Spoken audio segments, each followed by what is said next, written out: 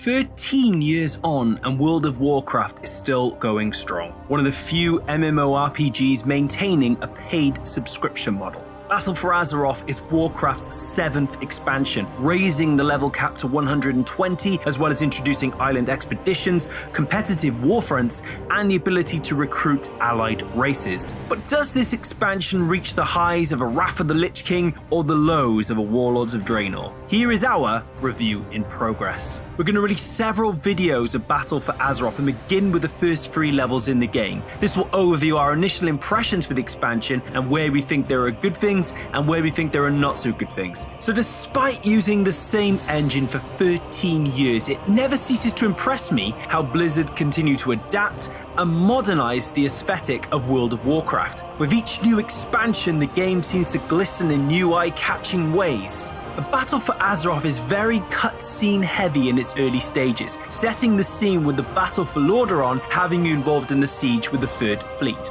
As you ride through the rubble and the flames of war with the Alliance, so you battle goblin shredders and Orgrimmar guards, listening to generals bark out orders and enemies having lengthy monologues. There's an ongoing battle happening in this expansion from beginning to end, and whether it's at the forefront of the narrative or in the background, there's always this perilous feeling which lingers on from the very beginning. The biggest names in Warcraft are clashing horns. You are right in the thick of it, and anything can happen. I'm not going to venture too deeply into the content to avoid spoilers, but this does go on for a good 45 minutes to an hour, combining some action with narrative until you're back in Stormwind on the road to Oldham. And from there, the expansion really begins. My Retrodin Raviel was the first WoW character I ever made way back at launch. He's been with me since the very beginning through the trenches of UBRS, the bowels of Scholomance, and the clashes with Arthas. There's absolutely nobody else I would rather take with me to Kul Tiras. One of the expansion's first major moments comes in the Chamber of the Heart and sees the player acquire the Heart of Azeroth. Now in the Battle for Azeroth, this amulet enables you to infuse an Azerite weapon or piece of armor with additional power and is considered the new artifact power.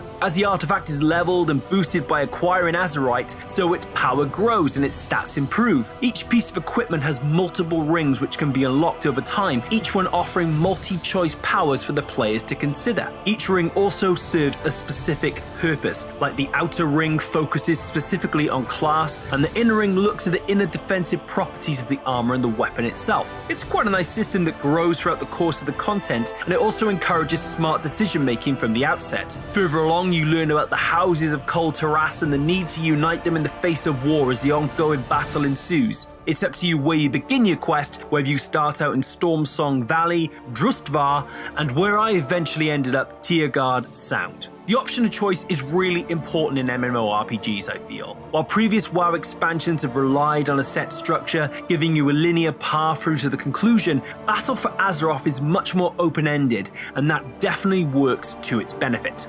But what really separates Battle for Azeroth from its brethren is the flow and the motion from location to location. Generally, WoW sees you run around a bit, find a Griffin Master to establish a flight path, which opens up the map for you to get around. But in BOA, there's also the option of boat travel, which just feels lovely, honestly. You get to take in and appreciate more of the environment as you power across the waters, looking at lands and mountains from a whole new angle. WoW has never really suffered from a sense of scale and depth, but there's something really refreshing about this new perspective that doesn't just feel like a gimmick and actually ties in nicely with the game's focus on island expeditions. Amazingly, it also seems to improve the quality of the game's draw distance, which has always been a little bit contentious. Over time, you open up more and more locations, making Kul Tiras one of the most convenient areas to get around in all of Azeroth. There's varied options by land and sea and air, and it opens up World of Warcraft like never before. And then we get to the bread and butter of WoW, which is questing and leveling. And by now, Raviel is about halfway through level 110, and the real grind begins. Now, what I like about Kul Tiras is that there are small pockets of areas scattered around the map, so that your questing doesn't take place all in the same area. Each new area never seems to outstay its welcome either, and you never feel overwhelmed by an overabundance of quests,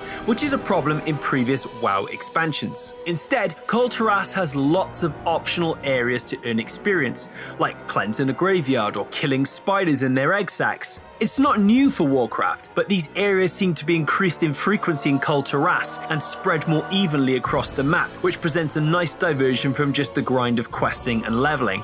In fact, with Battle for Azeroth as a whole, between the questing, the PvP, the dungeons and the open world events, you can really diversify your play. That and the surprisingly seamless change in the aesthetic with the gloomy, grimy Drustvar and the free-flowing water in harbour towns, you'll fly through the levels before you realise how much progress you've even made. The nature of Warcraft has not changed. If you didn't enjoy it 8 years ago, this probably isn't going to change your mind or convince you. But Blizzard have made a concerted effort to make the game feel more modern, fresh and varied, and that certainly shines through in the game's opening 3 levels. But I'm very intrigued to see if that keeps up the momentum over the remaining 7. We're going to continue our Battle for Azeroth coverage as we progress through the expansion, so make sure you subscribe to Expansive to get all the latest videos as they release. Thank you very much for watching, and we will see you next time.